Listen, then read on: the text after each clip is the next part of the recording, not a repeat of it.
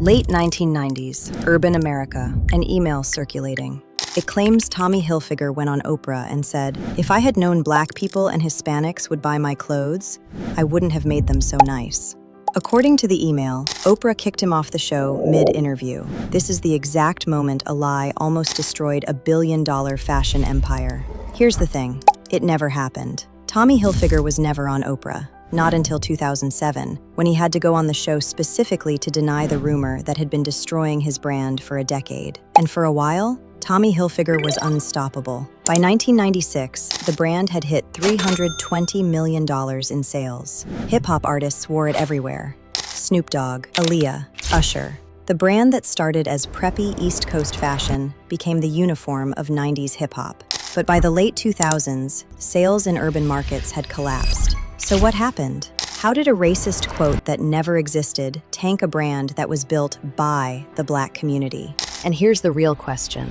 Can you kill a fashion empire with nothing but a rumor? Because the answer's way more complicated than you think. The Small Town Dreamer. March 24th, 1951, Elmira, New York. Thomas Jacob Hilfiger was born into a middle-class family, second of 9 children. As a teenager in 1969, he fell in love with rock music and fashion.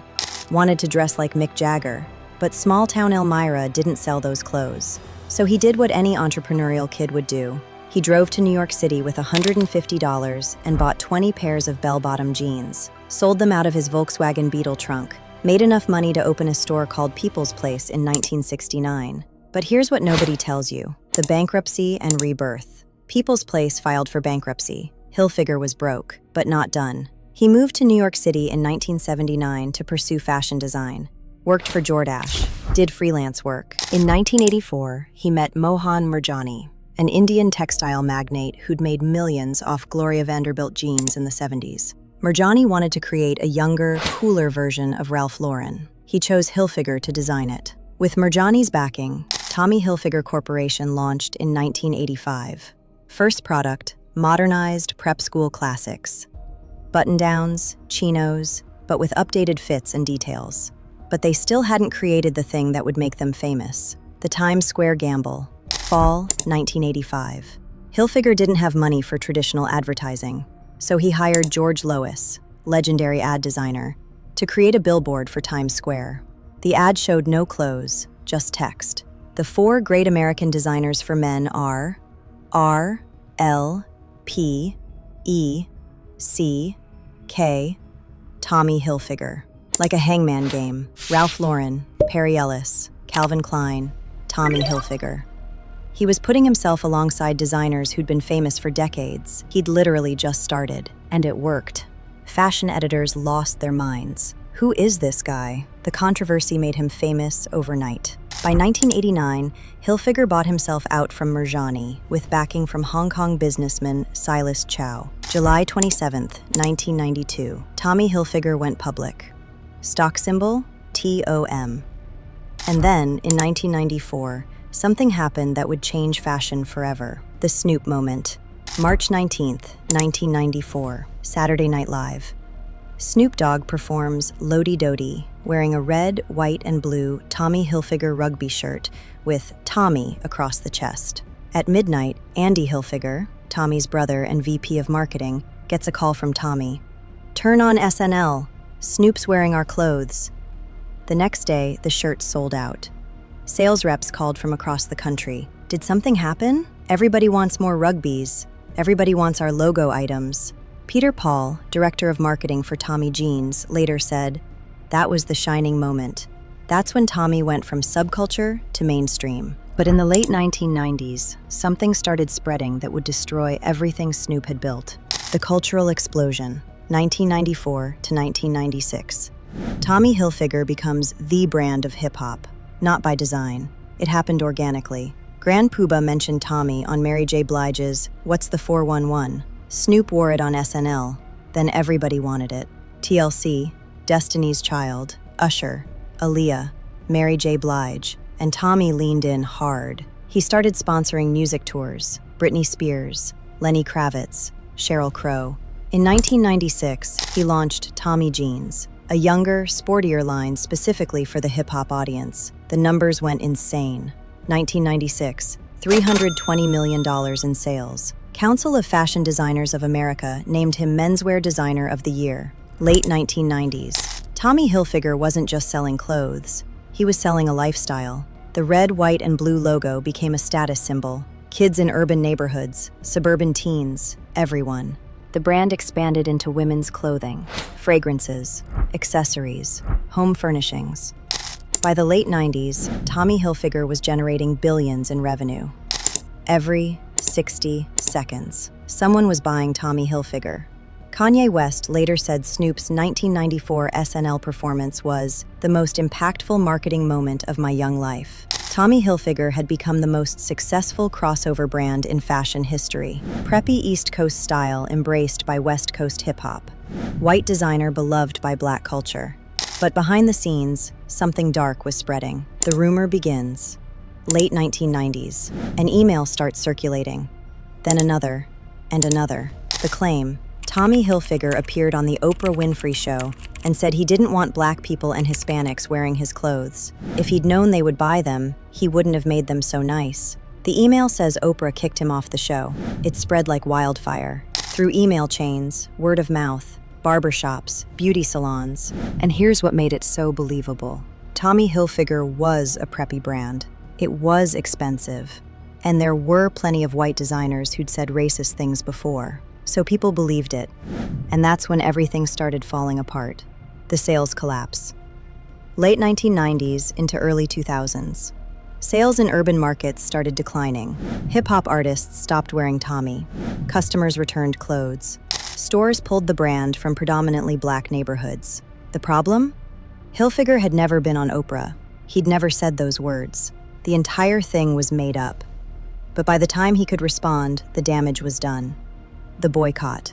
Here's what nobody talks about. The rumor destroyed the exact community that had made Tommy Hilfiger successful. Snoop Dogg had worn Tommy on SNL for free. Aaliyah had become the face of the brand. Hip-hop had turned a preppy designer into a billion-dollar company. And now they were abandoning him because of words he never said. Hilfiger tried to fight back, issued statements, placed ads denying the rumor. But in the pre-internet era, you couldn't just tweet a denial and have it go viral. The rumor spread faster than the truth. Sales kept dropping. Early 2000s. Even beyond the rumor, fashion was changing. The baggy, logo-heavy aesthetic that dominated the 90s was dying. Skinny jeans were coming back. Minimalism was replacing maximalism. Tommy Hilfiger's whole vibe, oversized fits, massive logos, felt dated. Competitors like Sean John, Diddy's brand, and Rocawear, Jay-Z's brand, were taking market share. These were Black-owned brands, authentic to hip-hop. Tommy Hilfiger, tainted by the racist rumor, couldn't compete. Wait, let me put that in perspective. The brand that had been worth billions at its peak was now losing money in the exact market that made it successful. The Oprah appearance. After nearly a decade of the rumor destroying his brand, Tommy Hilfiger finally appears on the Oprah Winfrey Show. Not to promote fashion, to deny a racist quote he never said. "I was never on the Oprah show," Hilfiger tells her. "I would never say that, and all my friends and family who know me, and people who work with me, and people who have grown up with me said, that's crazy." Oprah confirms it. "You were never on my show before this moment. I wanted to publicly put this to rest." But the damage was done. A decade of believing Tommy Hilfiger was racist couldn't be erased in one interview. Tommy Hilfiger sold his company. Apex Partners bought it for approximately $1.6 billion. Not bad, but nowhere near what it could have been worth without the rumor destroying urban sales for a decade. 2010, Philips Van Heusen, now PVH Corp., bought Tommy Hilfiger for $3 billion. Tommy stayed on as principal designer, but he no longer owned the company he'd built from $150 in jeans. Every single opportunity to become the next Ralph Lauren-level empire was lost because of a rumor that never happened. But here's what happened next that nobody expected. The slow recovery. 2010s. PVH Corp starts rebuilding Tommy Hilfiger's image. They lean into the brand's legacy. Sponsor Formula One. Partner with Lewis Hamilton. Collaborate with Gigi Hadid, Zendaya. The racist rumor? still circulating, but newer generations don't know about it. And then, Gen Z discovered Tommy Hilfiger, but not through hip-hop, through Y2K nostalgia, TikTok videos, vintage shopping. The 90s aesthetic coming back. Tommy Hilfiger becomes cool again, but different, retro, ironic. The current reality, 2024-2025. Tommy Hilfiger is still massive, operating in over 100 countries, more than 2,000 retail stores. 2024 revenue, part of PVH Corp's $8.65 billion. Tommy Hilfiger accounts for roughly 45% of PVH revenue. But it's struggling. Tommy Hilfiger revenue down 5% in 2024. International sales down 7%. The brand's still searching for its identity. Too preppy for streetwear, too casual for luxury. Caught between nostalgia and relevance. Most Gen Z customers have no idea about the racist rumor that nearly killed it. The real question. So here's what I want to know. Did the racist rumor actually destroy Tommy Hilfiger? Or did it just accelerate a decline that was already happening? Because here's the thing. The rumor wouldn't have worked if the brand wasn't vulnerable. Tommy Hilfiger built his empire by embracing hip-hop when other preppy brands ignored it. But he didn't own it. He didn't create it. He just made clothes that happened to fit the aesthetic. When hip-hop artists wanted authenticity, they went to Rocawear and Sean John, brands owned by the culture, not just borrowing from it. The rumor gave people permission to leave a brand they were already outgrowing. But maybe that's not the whole story, because the rumor was powerful because it was believable. And it was believable because of the long history of fashion brands that did exclude Black customers, that did make racist comments. Tommy Hilfiger paid the price for an industry that had spent decades earning that reputation. He never said those words, but the fashion industry had said them 1,000 times before. Turns out you can destroy a brand with nothing but a lie, as long as the lie sounds like the truth.